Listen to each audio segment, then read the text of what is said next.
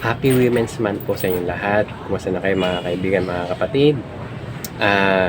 Ang aking video ngayon ay in-excerpt ko, maiksi lang ito, sa aking lumang video tungkol sa mga kababaihan. Proverbs 31:30, Favor is deceitful and beauty is vain, but a woman that feareth the Lord, she shall be praised. Itong Proverbs 31:30 ay tumutukoy sa mga kababaihan. Greetings sa mga kababaihan dahil itong buwan ng Marso ay buwan ng mga kababaihan. So, kung ating pag-aaralan itong Proverbs 31:30, yung babaeng tinutukoy dito ay virtuous woman. Kung titingnan nyo doon sa simula sa verse 10 hanggang sa uling verse nitong Proverbs 31, simula 10, patungkol sa virtuous woman. Na ang sinasabi sa verse 10, Who can find a virtuous woman, for her price is far above rubies?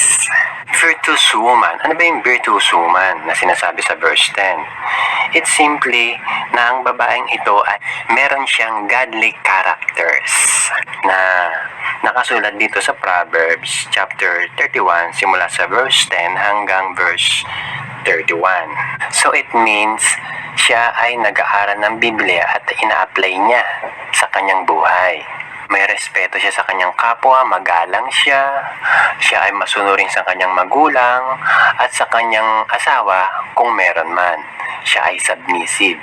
Kasi pag siya, maaga siyang gumising para i-prepare yung kinakailangan ng kanyang asawa, ng anak, or siya ay merong business na legal, hindi sugal. Okay? Kasi merong sugal din na legal. Hindi siya bungangera, hindi siya chismosa katulad ng ibang mga marites.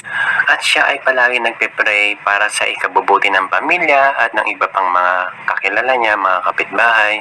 Malinis sa bahay, palaging ubos ang labahan, hindi natatambak.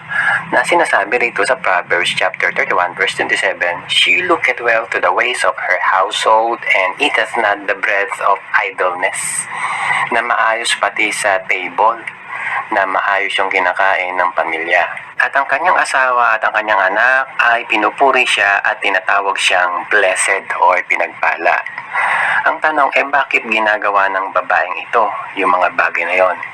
Because that woman feareth the Lord. Na ang babaeng yon ay may takot sa Diyos. So, Happy Women's Month! Maraming salamat sa iyong panonood. Hanggang sa muli, pagpalain tayo ng ating Panginoon.